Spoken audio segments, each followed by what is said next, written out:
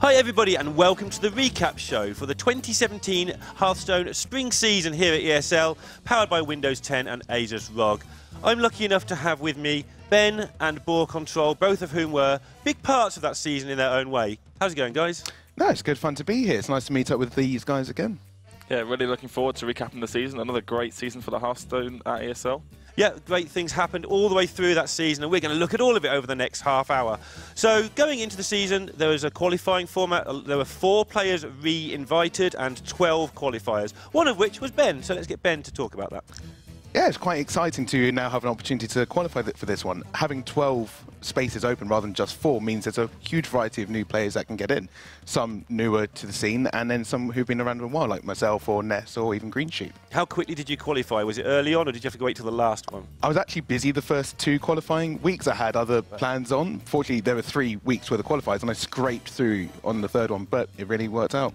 And Boar, so going into that, obviously there brings its own challenges when you've got qualifiers to deal with as somebody who's just been invited back both times. What sort of challenges does that present for you as a player who is well known?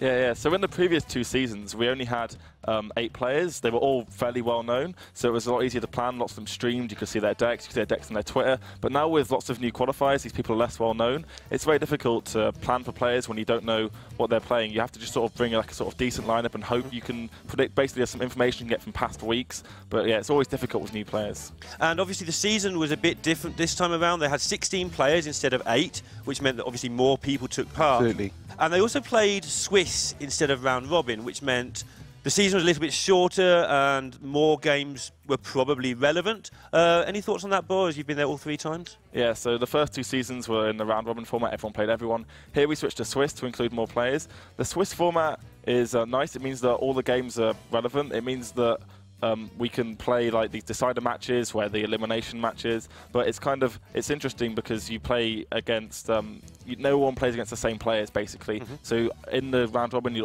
all play consistently against the same opponents, but in the Swiss you can play against a variety of people, but we still end up with a top 8 going to double elim and then the same final format. Yeah, the final format was basically the same, except there wasn't a hard reset on the finals day, which meant, as we'll see later, that some people earned an advantage they could use into the finals, and some people had to start with a slight disadvantage on that day, a disadvantage they deserved from things that happened early on. Week 1, week 2, we saw a lot of big names. Obviously, the returning players were yourself. They were, I'm going to struggle here, Mysterious. They Hello, were Leroy and Jombray. And Jombray, of course. And all of those guys, apart from Leroy, lost in the first week. I'm going to address you in a moment. Obviously, you 2 played first week? We played each other. And you won that one, Ben, right? Yeah, the very first match was a 40-minute long handlock versus control. It was a mid-range Jade Shaman mirror, Jade Shaman, yeah. where both of your hexes were in the bottom 6 cards. Yeah. It was a laborious series, and they completely wiped me out for the rest of it. But didn't you mulligan as if you didn't have hex or something into that second game, which is a sticking point with your playtest group? It wasn't so much I wasn't playing around hex, but having a turn to Edwin Van Cleef, a 10-10 Van Cleef on turn 2 was. And he was like, oh, he hasn't got hex, I'll be fine. And he didn't, and you were. Yeah. I didn't have hex, and then I could have concealed it a turn earlier, but I thought it was better to get the damage in, then conceal it and set up guaranteed lethal the turn after, because I had sap. So played around hex for 1 turn. Over to Boar. Normally, you in a Swiss, you lose round 1. It's like, I'll get an easy game now. But when all those big names lost, were you like terrified that week 2 was just going to be another hard-working nightmare? Yeah, basically, yeah. I saw the names. I was looking through the games because I played fairly early against Ben, and I was like, please win, please win. The 0-1 bracket was way harder than the 1-0. Yeah. Sure. And then going in, I had to play Jombray, and then that was another tough series. Wow, that's not the start you're looking for in a series where basically you could lose 3 times and then your 3rd time you were out. Also in that period, obviously week 1, we saw Pieman, an exciting new player from, he's about 16 or something. Yeah, he's pretty young. Bouncing off the walls everywhere. But going into week 2, Leroy, hello Leroy, was basically the only player who anyone was expecting to do well. Yeah. Sorry, mate. Well, you didn't know me that yet. was still going well in the event. But he did something during week 2 we're going to take a look at now, which is basically a little bit of BM that may have gone wrong. He's not having to think particularly hard about this one. It shows how comfortable he is, really. He's just sorry. He's very sorry. But the poor Pie Man, when he watches back this VOD, he's going to be thinking, this is Pie Man's first time in Premiership, right? One of the biggest games of his He's career. 1-0. He's already beat 1-0. the champion. All the pressure's on. He's won an SSD. And you're up against someone who's just writing sorry on a little speech bubble. Heartbreaking stuff. But maybe Pieman can turn this around. And tell you what, if Pieman does turn this around and beats Hello Leroy, I want to see what that speech bubble says then. Not much. Your whiteboard marker remover out, Leroy. He knows as well. The combo's coming through, and Pieman is going to tie up this series 1-1. Double Leroy, and he GG's him straight in the face as well. Double Leroy in the face. Served him right. It really did. It was a shame because he did quite well in the Tavern Hero, I think, the week or two before he made it to the finals against Duncan, who's a name you'll be hearing throughout the broadcast.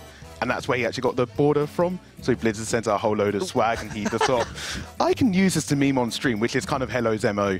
And in fairness, you guys obviously both decent, well-known players, especially Boar in particular, but you've got to do something to get your name out there, right? Okay, there is the BM aspect of that, but also Leroy has got a name for being just an amusing guy. So where do you think the line's drawn there? Yeah, so BM's always interesting in Hearthstone. You can players often use it quite tactically, which is quite interesting. If someone's roping a long turn, you can emote them saying, oops, that's a mistake, and then it can get on the player's mind, like, maybe did I actually do something wrong? Shouldn't I be roping this? Cypher's quite famous for doing that. Cypher's quite famous for he's doing this roping. We've seen it happened in some major events, and people on Reddit get quite angry about BM, but I think using it to your advantage is something that all players should be doing. It's one of those things where there are so few number of advantages you can get in Hearthstone that you can use anything that's open to you. Whether that's in a live event, like staring over the monitors at your opponent just to psych them out, or if it is tactical BM. Yep. Or emoting. Yeah, we've seen the likes of Pavel and RDU are very good at just giving the stare, and it's like, you don't know whether to laugh or whether to hide in the corner. Behind under the monitor. Just want to mention as well, during week 1, Helix Fossil against Ness. Helix Fossil, Ness couldn't make it. Helix Fossil said, no, I don't want to take that win that way. I want to play. He did end up going 0-3, so there wasn't a happy ending to the story, but just wanted to highlight that bit of sportsmanship from him. And Green Sheep was in the Bahamas doing the European Championships, and he couldn't even play, so he got a default loss. And we'll hear more about Green Sheep later. Moving on to the next thing, so Ungoro came out at the end of week 2. Yeah, it's quite a massive seismic change. You know, it's one of the biggest changes Hearthstone's ever had because it's not just a brand new set. It was the rotation of some of the biggest, most staple cards in Hearthstone rotating out. You know, Ragnaros and Azadrakes going into the Hall of Fame. It was a huge change. And how did you find coping with preparing for that? Did you have a decent playtest team around you? Obviously, Boar will have, but how about yourself? Yeah, I tend to go to the Meltdown bar in London, which Duncan runs, and funnily enough, the 4 players who were all 2-0 in the second week were the 4 of us in the practice group. So it's me, Duncan, Osher, and Hello Leroy. And we tend to play test together a lot, and we have new ideas, and we kind of try that at Tavern Heroes and stuff like that. Awesome. And Boar, obviously you've got a world-class playtest group, and you got off to a flying start as well with Ungoro on ladder. How did you think that would translate into tournament? So on ladder, I got off to, as you said, a flying start with the Chapman deck. It went really well on ladder because ladder was mostly aggro. So, and as going back to the previous point about playing against new players, I had to face Dan in this week 3, and I was thinking he's a new player. I was expecting kind of aggro decks, and then he brings the full control lineup, and then he just got dirty rats all my stuff each game, and I'm there like here with my anti-aggro AOE tools, and he's just not playing minions for me to use. That might have been slightly my fault. I played him the week before, and his lineup was really predictable, and I beat him, and then he's like, I'm never going to make that mistake again. What about having a predictable lineup that you're going to try and beat? Because he got beaten by, I think, Ting Ting, and then myself, like in subsequent weeks, and then he lost, and then he's like, I'm not going to let that happen again, and we saw him win quite a lot from there. I'll talk to you about predictable lineups later on in this show, I think. Oh, no. That week 3 was the first week of that. We saw Helix Fossil and Falcone drop out. Falcone obviously was playing in the event. He tried to qualify for the event so that he could improve his casting and put himself into, knowing the better meta going forward. So he got a lot of valuable experience from the player's perspective playing in this. The deck builders, who do you two guys think are the better deck builders going into week 3? Like expecting to. So from my perspective, well, I have an interesting point of view from other people. John Bray is always, every time a new expansion comes out, there's a Paladin deck. Immediately. And he already he shoots up the ranks with Paladin. It's kind of crazy. Like, he was on Mohawk Paladin from like day 0. Before this actually even launched, he had his pre-made decks built. He was ready to go. It's like crazy. Like, So we look at some players who they might not have done so well in a tournament, players like Helix Fossil. He's very good on ladder, and I imagine he has some very strong ladder decks that he's brought with him. Maybe not so good in tournaments, but you can see just from his consistent high ladder placements that he clearly is good on these ladder decks. Yeah, and I mean, it didn't translate out too well for the better players. I think week 3, quite a few of the strong players lost a game. It didn't help that a lot of them were being paired against each other. We had, you know, Cypher up against Green Sheep, and we had a lot of really big kind of almost team kills with, you know, Boar and Jambray against each other in the second week. It's funny going back in time all that way as well. The Hunter Quest. Everyone's going to play the Hunter Quest, right? Week 1. The Maidon was OP as hell, wasn't it? Yeah, like skipping a whole turn. Like everyone thought like either this card is completely nuts and will have to be changed, or like maybe it's just like too slow. But as we've seen through the meta, I mean, Rage is still playing it now, a competent Hearthstone player from America.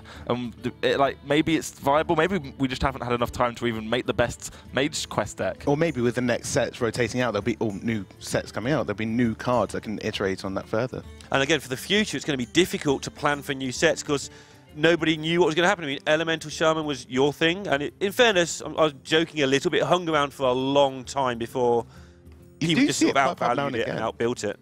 Yeah, you see like these niche combo decks, like the Evolve Shaman that's come out now, where you have Doppel Evolve. It takes a lot of testing to actually work out like these cards which haven't seen played before.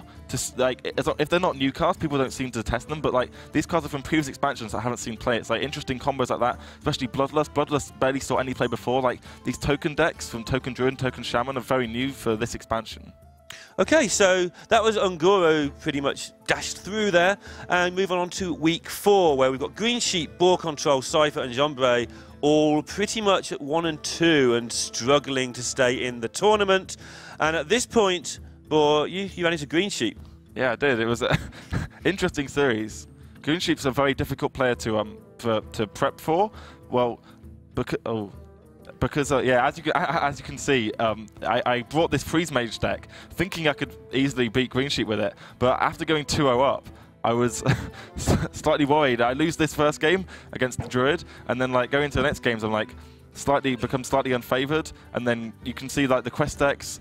He managed to high roll with like Quest Rogue. You get all the quest bounces. It's very difficult for any deck to beat a quest deck when it finishes it super early. It's quite hard to see what Green Sheep was going to play, because you know he's traditionally a aggro player, but this is a week after the expansions come out. We don't really know what the aggro decks are, and when you see like Quest Rogue, when it's kind of a brand new concept, a brand new archetype, and even the aggro Druids having such special cards as the Living Mana, no one really knew how to evaluate the card before it came out.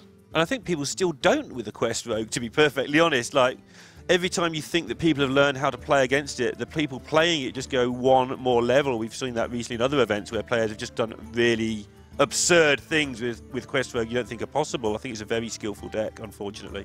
Yeah, definitely. Like, you would have thought as a quest deck, it's like meme quest deck, draw quest cards. But actually the deck, like, you knowing when to use your preps for the quest, for Mimic Pod, for Vanish, knowing if you have to just go all in, hope you top deck the second copy of a card, or hope you top deck a bounce. It's like very intricate levels of play. And even some of the cards you actually put in the deck, I thought it was crazy when you started seeing like the Tar Creeper being put into it, and then you had the 4-mana 3/5 that Stone Shaper. Stone Shaper randomly make it in, and the first time I saw it, it's like, that can't be right. And then you play it, and like you can see the logic, and these decks are still being kind of modified for different tournaments. I think one thing that we've seen going forward with Ungoro into where we are now is the rise and fall of the tech card. How do you feel about tech cards in decks? Yeah, so Ungoro comes out.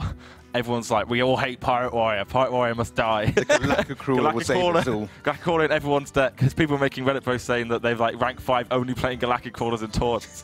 I think Zigzag had a meme where it was just 2 Galactic Crawlers and decks complete. But we've seen like an interesting, after the Ungoro meta sailed, we're looking at weeks 4 and 5, very, very diverse meta. So the crabs, you can bring the crabs to Conquest and go, I'm going to target this Paladin deck with Murlocs. But how do you even know if your opponent's going to play Murloc Paladin? There's like 20, 30 viable decks you could be playing. It's very difficult to go, I'm going to play the crab and I'm going to get in with the crab. Yeah, I think that's why Hungry Crab is the one that's endured, because a lot of the decks it goes in, Hunter and Aggro Druid in particular, it's not so much of a bad thing to have a 1/2 on turn 1, worst case scenario. Although at DreamHack, I think there weren't that many crabs to be seen. There weren't, and that was part of the reason that the Orange who won it actually won, as they predicted, the whole team predicted, we're not going to see this card. I mean, I don't know how they did that, but that's the conclusion they came to. Clearly it works out well, because he went for like the standard kind of Murloc Paladin rather than a more controlly Paladin, which only has the 2 Hydrologists as the Murlocs in the deck. Yeah, it's interesting to see. So just have a quick look at how the standings were at this point. As you can see there, Leroy was already through. 3 wins you were through, 3 losses you were out. This guy, Ben, whoever he is, he was already through as well. Duncan from Meltdown, you've already mentioned. Ting Ting, new player on the scene in the last sort of 9 to 12 months. Mysterious were doing well, and then Green Sheep snuck through, partially due to that win over Boar. Dan's WF and Ness. Dan's another player who, you know, was with the Ting Ting Paradox build originally, and Ness obviously ex-teammate of yours. Yeah, so Dan actually did really impressive. It's his first time in the ESL UK Premiership, and he had to beat off John Ray, the previous champion, to make it in that Week 5 decider. And he must have played like he brought new decks. New techs, he brought his control lineup to beat off the predicted aggro of John Ray, and it worked really well for him. And what do you do as a player who unfortunately was knocked out earlier on? Do you just think, GG, I love Hearthstone, or do you actually get on with sort of helping out people that you know, people that you like, or are you busy moving on to your own stuff, ladder, different tournaments? So yeah, as a player who's knocked out, first thing I did was, I'm obviously sad about being knocked out, but then you start, I always message my teammates Ness and John Ray, and we start going through lineups, start going through thoughts. So no matter if I'm playing or if I'm not playing, I'm always going to be practicing with my ex-teammates. So yeah, even though if you're practicing for different things, you're still doing the same sort of stuff. Yeah. That's interesting. And how did you go about it? Obviously, you had 2 weeks to put your feet up. Did you just ignore it all for 2 weeks, or were you sitting there biting your fingernails going, oh my goodness? In a way, it was quite a nice advantage because I didn't have to show my hand. I could play my cards close to my chest, literally. Like, I didn't need to reveal during like Week 4 and Week 5 what kind of decks I might be play testing, which was quite a potentially good advantage going into the double elimination bracket later on. Yeah. If I've brought, you know, Rogue to every lineup, then somebody could just bring aggro lineup and just counter that. So it's quite interesting trying to take down notes of all the other remaining players while still kind of playing with Osher and Duncan to try and help them get through. And of course, we're going to have a short break in a moment, but after that we're going to talk about the finals day, which you both played a part in because Boar got a spot as an analyst on that particular day, and you of course were taking part, but we'll talk about the top 8 after this break.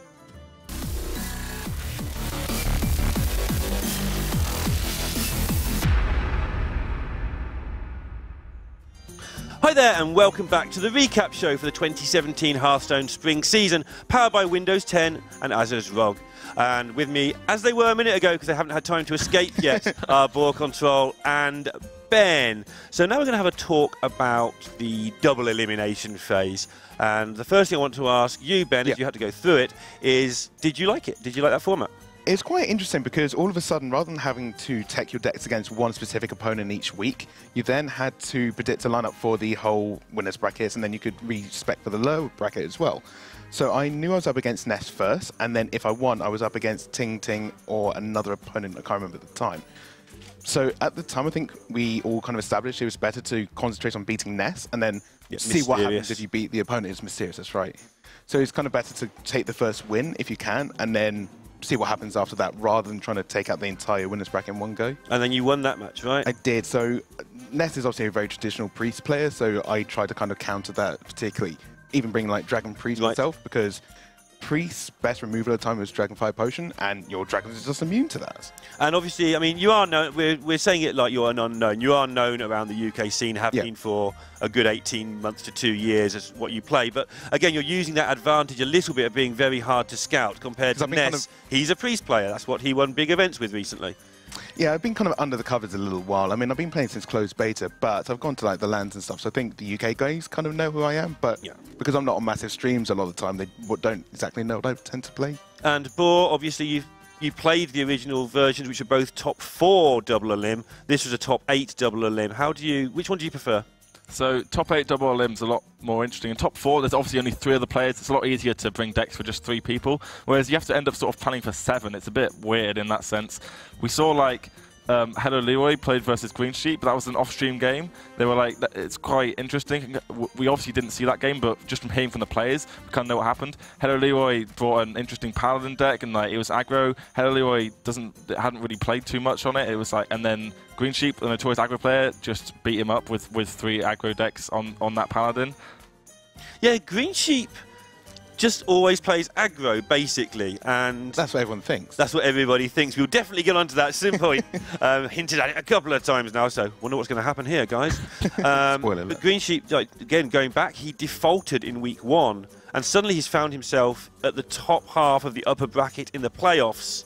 and that is absolutely insane as far as I'm concerned, having that one head start. Yeah, it's a very kind of touch and go for him because he's been kind of on the board of going out on multiple occasions, but he is a seasoned veteran, so he's probably quite used to large Swisses and other large tournaments where he's used to being kind of on the verge of going out and still qualifying. Yeah, he has also been one of these guys who, in large tournaments, despite the fact he's been to a couple of big things, he got to the World Championships in 2014, he got to the European Championships this time around. He's also missed out in tiebreakers for multiple events, and because of that, I think a lot of people felt that he wasn't that good, but I don't think that's the case, right? Yeah. Not only that, he was 9th in the number, or joint 8th, Yeah, joint 8th. number of points he got in 2016, which a lot of people kind of skip over because For the last call, because you know it was a Pokravac, I think, or Stansivka. Shanadachi. Shanadachi, that's it. He just missed out on, but he came 9th in the entire EU region in points earned. that's pretty nuts. And Talking about players who almost like just on the cusp, Duncan and Mysterious both lost round 1 in this top 8, and they both had to win 2 games to get into this top 4 bracket. yeah, when you get to the top 8 stage, obviously everybody's not bad at Hearthstone at this point. I mean, the top 16, to be fair, everybody's not that bad at Hearthstone, but the top 8, these guys have played for 5 weeks and won at least half their matches. So, yeah, having to win twice just to get to finals day is such a disadvantage. It's funny being in between Duncan and Hello Leroy because we have like a private chat, and they were trying to out-psych each other the entire time. They were just pulling their hair out, just going insane about what the other person was going to bring against each other. And not only that, they had to then try and beat the next opponent after that. Is Duncan more animated in real life than he is on screen? Because he always gives this impression that I don't care. I think he's quite stoic in theory. I mean, everyone isn't compared to Hello Leroy. He's just, you know, it feels like he's in the cartoon most of the time. But no, they're both quite interesting people, especially when you kind of get the characters mixed together. So yeah, they both managed that. They both managed to get those 2 wins that Boar was talking about, and they got themselves into the finals day at the bottom bracket, whereas Green Sheep and yourself went through to the upper bracket. And of course, Green Sheep always brings aggro, so... That's what I thought, and I thought, okay, I was on a holiday for a couple of weeks, came back and was like, I've got a week to prepare, I need to get these ready. Green Sheep always brings aggro, so I practiced with Epiphany, who you'll be familiar with, who did well in the UK Masters. He came second to yourself. And we tried some fundamentally different decks, like a Nazoth Control Shaman, which in theory did really well on ladder and in practice, but in theory it didn't quite work out. And what was the reasoning behind only preparing for Green Sheep? The theory was I'm in the winners bracket final, so if I beat Green Sheep, I'm in the grand final with a whole set advantage, and then there's a 50-50 that Green Sheep wins his lower bracket match anyway and goes back into the final. Right. So in half the time I play Green Sheep twice, and the other time I have a 2 match advantage going into the grand final. So statistically it was just better trying to beat the first match. Sense. Were you nervous going into it? Initially I was, because I've not really played on grand stages before, particularly as this was at Comic-Con. It was quite open to the exhibitors and other passers-by, so no, it's quite interesting. But actually being there on the stage, it wasn't as terrifying as I thought it might be. And obviously, Boar, you weren't there this time around as a player, have you done that twice, but you were there this time as an analyst, and that was your first time on a desk like this lovely desk here. Were you nervous? Yeah, well, in Hearthstone, we don't really have analyst roles. I mean, it's only ever happened in one previous tournament, I believe. So it was definitely nervous, not only from my perspective, as first time on a desk, but also from the perspective of the first time as an analyst in Hearthstone. Right. And it's very interesting. It's hard. The game is far more complex than the average viewer can see. There's so many turns, intricate turns. Do I trade here? Like, one damage trade can cost an entire game sometimes. So, like, picking the turns out of where players went wrong is, like, it's really interesting. And obviously, you're a player who has been fairly vocal about casters having maybe to do that sort of role, and you were filling the ideal role of like, okay, so the casters just cannot always keep up with every single thing going on. It's just too much in 75 seconds, voice in your ear, listening to the guy next to you. Did you feel you did a good job of presenting, this is how Hearthstone is, this is where all that skill is? Yeah, so from a caster's perspective, you only get each player's turn. From a player's perspective, you get both players' turn to think about your plays, think about how I'm going to trade. A player, like, you see them playing really fast players like Casey, Steinodachi, they already know what they're going to do because they've planned it on the previous player's turn. So that's from an analyst perspective, you can just look at that from the one player's point of view, and you can think, what is he actually thinking in depth without having to actually cast the game. Yeah, that's fantastic. And I think it worked really well having you sat there on the desk, and obviously going forward having those sort of things again, you know, assuming you don't qualify, which you should really get to those finals. But, you know, having an analyst there, I think really made a big difference on the day. Anyway, so I was sat in the crowd you were sat on the analyst desk, Ben was sat playing the game, and we're waiting for Green Sheep's opening hand. The casters have hyped this up. It's going to be Ben. Word had got around what Ben had done. He was just going to play anti-aggro because Green Sheep always plays aggro, and everybody who's ever lost to Green Sheep has done so by just thinking he was going to change. So we sat there in the crowd, and we're like, what's the opening hand going to be? And then this happened. And already we've seen Green Sheep's curveball on the screen. That's a Jade Blossom in his hand. This is not going to be the aggro druid that everyone would expect of Green Sheep. Play, but nothing to play just yet for Ben. This does look like, of course, the Discover Mage for Ben, so a lot slower, more about control. It isn't going to be that secret. And now, I wonder, this is the shock from Ben. You can see he's like, oh, okay, it's Jade Druid. Ben? Yeah, you can see the reaction right there. It's like, wait, what 4-drop do you try and get out early in aggro druid? Is it a vicious fledgling and a 1-drop? Nope, it was just a Foundry, which I couldn't remove for a very long time. The crowd, you won't have heard it because you had white noise in your ears. The crowd went absolutely nuts. The second they saw that opening hand, it's like, oh, Ben just lost there. Because he had Wrath into Feral Rage into Jade Blossom. I mean, it was like, even forgetting the hand, the implication that this isn't an aggro druid, therefore his other decks aren't going to be aggro either, because with it being Conquest, that's basically how you do it. You build a lineup that's coherent. Boar, do you think Ben did the right thing, taking that line? Maybe he didn't, but in theory, without the benefit of hindsight, would you have done similar? Yeah. In that clip, it was quite interesting. We see Ben leaning over to take notes. Imagine you just writing down, like, scribbling out all the notes you'd made before the match. just there goes aggro everything. Yeah, but like, considering you're in the winners bracket and Green Sheep for all the previous weeks, all the previous seasons had played aggro apart from 1 week ever, you'd think to yourself, yeah, he's going to play aggro, and I think it's definitely the right decision in hindsight. Even looking back in Green Sheep changing decks, you have to expect him to be playing aggro and plan for it. Yeah, and it's credit to Green Sheep that he did switch it up. And this is the bracket from how Green Sheep saw it at the time, and from how you guys had to line it up. So, as you can see there, right at the top of this bracket, let me just find my bearings. Basically on the right-hand side where you see Ben Green Sheep, that was the upper bracket, and that match just went straight into the final. That's right. And not only did it go into the final, but it's a final with winner's advantage. Yeah, so in some tournaments you have a 1-game advantage, so you would say play best of 7 and they have a 1-game advantage. This was a whole set, so they had a whole best of 5 advantage. Meanwhile, Mysterious and Duncan, they had to start all the way there, as you can see, in the middle of that bracket. The stuff on the left is the top 8 we talked about earlier. And Mysterious and Duncan basically had to play off just for the right to play you, even though you've already lost. Yeah, it's quite nice that I managed to have 2 chances, but it was, again, quite difficult waiting to see which of the 2 lineups between Duncan and Mysterious would come through, because they brought very different lineups. Because, again, they had no idea what the other person would bring. Because, unlike myself, just playing Green Sheep, they have to beat every other person in the top 4 to win the whole thing. And, Bob, can you remember what they brought for that match? Yeah, so we're saying that Green Sheep brought some different decks. Mysterious had always been playing Mage in previous seasons, and he also loved to play Control, especially in Zoth Warriors, playing that lots. So from Duncan's perspective, he's probably thinking, well, if Ben's going to play anti-aggro to beat Green Sheep, and Mysterious is going to play Control, what if I just play anti-Control and then beat Ben and I beat Mysterious? But Mysterious then goes, Pirate Warrior, get him, he's playing aggro himself, and that flips the whole tables again. So this anti-control lineup from Duncan actually is very weak to the aggro lineup that Mysterious brought. So all this research and a little bit of guessing games going on, but you still have to actually play the games. Things can just go horribly wrong, even if you win the lineup war. But yeah, Mysterious just going straight through there. He'd been 3rd in each of the previous 2 seasons, and now at this point he was guaranteed 3rd place again.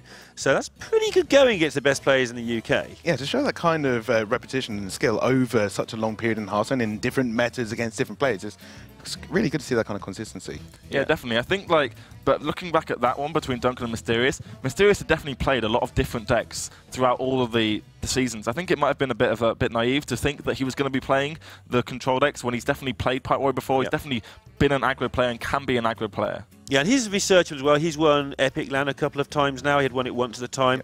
So he's a player that's on the fringe of the top of the UK scene as well. He's been in the previous 2 seasons of this. There was plenty of stuff to work with there for Duncan to maybe take a different line, although I think we discussed it after, and I think most of us agreed that Duncan did the right thing. Yeah, because it's not just trying to beat Mysterious. Like, I think the losing line is just to try and beat your 1 next opponent. He needed to try and beat everybody else who was there. You Yeah. need to bring a lineup Yeah. that can try and beat the other 4 players or the other 3 players. Yeah. Also, if looking back on the previous weeks, Duncan is a very controlled player. You can't just, some people can't just simply, I'm just going to switch and play aggro now. Yeah, so you have to put a lot of work into it, a lot of time. If you are a control player, you definitely don't want to lose percentages by playing decks you aren't as good at piloting. Right, and I remember actually that was part of your reasoning. I was a little bit privy to a bit of your playtesting, and a little bit of your reasoning to green sheet was exactly what Boar was just saying there, is that even if he switches to control, He's not gonna be as maybe strong he with botches it. Yeah, because he's so prestigious with his aggressive decks. If he is going to start playing control lead decks, he's not going to be as strong with them. Yeah. He's obviously a very, long-term player. We've seen green sheet play Freeze Mage. We know he's better at aggro. It's just how it is with some when you play a certain style. So then Mysterious plays you, and you're licking your lips because he's brought the lineup that green sheet was supposed to bring. Yeah, so in theory, this should be an absolute sweep. He's playing the decks that green sheet was meant to bring, and then Pirate Warrior happened.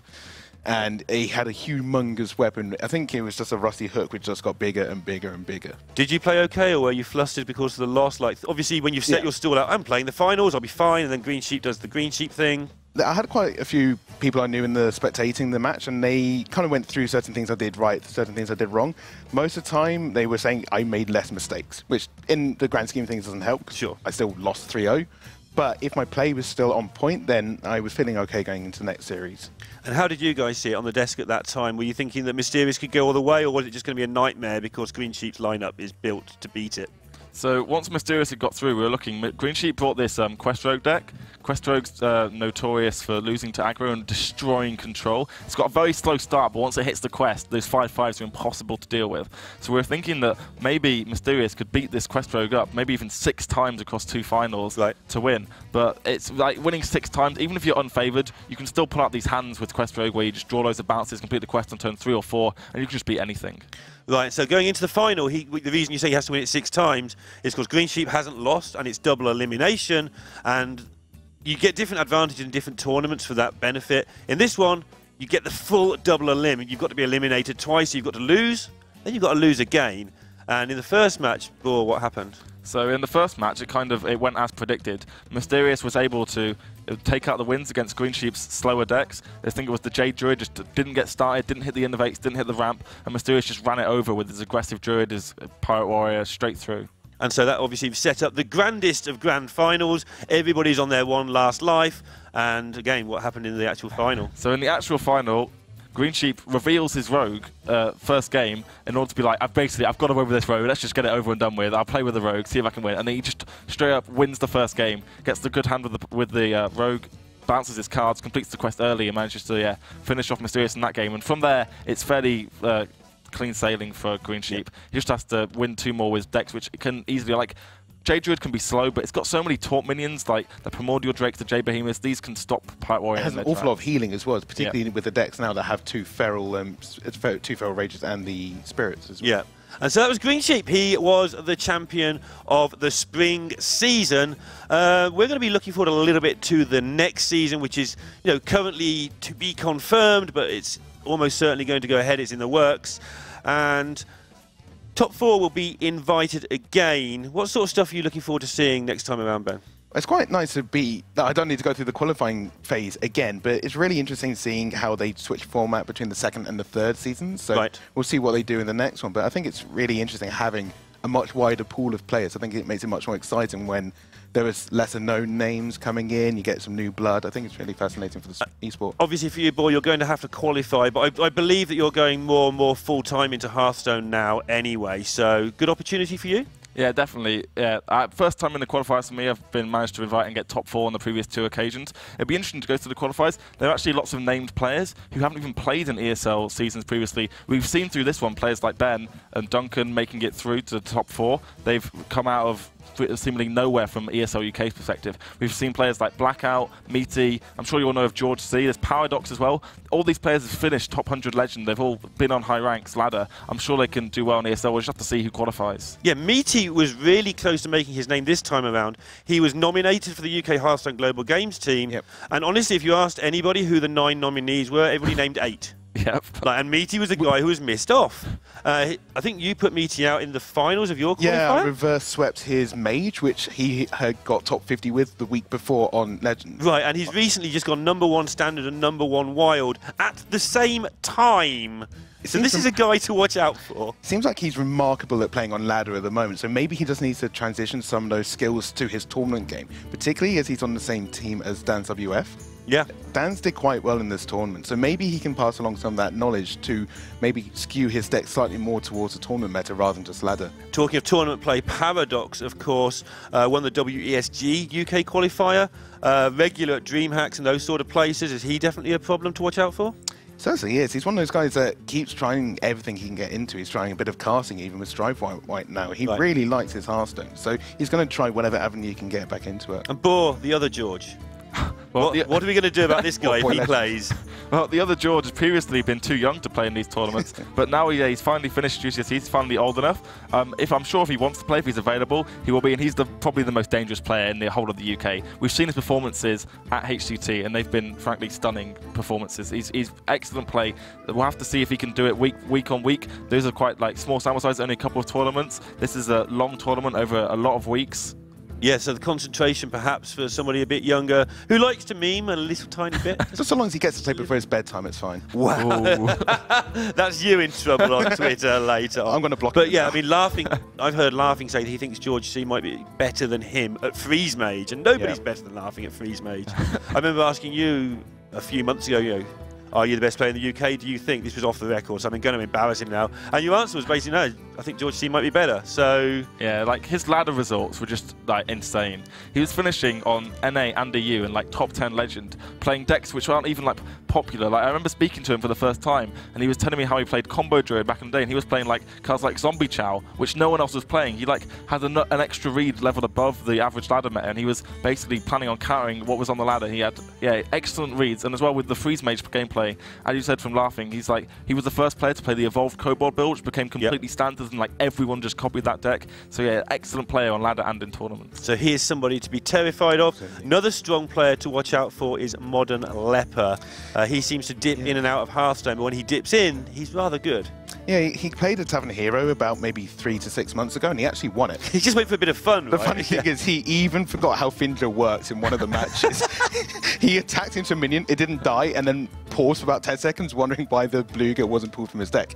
And yes, he still won. That doesn't say much for the rest of you guys in London. What are you doing down there? He did do pretty well for most of the other matches, and in fact, he's going to be going to DreamHack Valencia as well. So it seems like he's going straight back into Hearthstone. So he could be one to watch for in the next season. So anything else you guys want to add before we go off air? Anything that you want to say, social media and stuff like that? Well, I did quite well out of this. Qualifying for ESL and going through the series, I've now started talking to other players, particularly Mysterious, who's now helped me get signed by M&M Gaming. Nice. So I'll be representing them at the next DreamHack Valencia, and it's quite exciting that these newer players, such as myself, can come out of nowhere almost through these tournaments and get into the bigger esports game. And you, Boy, you're going to be streaming soon? Yeah, so yeah, check out my Twitch channel, BoarControl HS, my Twitter, BoarControl, and if you happen to be team owners, I'm a free agent at the moment, so any offers, my DMs are open, you can slide in. There you go. Gave them a chance to sell out, and sell out they did. That's what we like to see around here. Okay, so keep an eye on the most important Twitter of all, which is the ESL UK Twitter. You mean it's not yours? That's where it's not mine, no. Mine's not important. Don't worry about it. It's the ESL Twitter at ESL UK. That's where you will find out about Season 4 when everything is confirmed, find out how to play, find out where to watch, find out where the finals are going to be.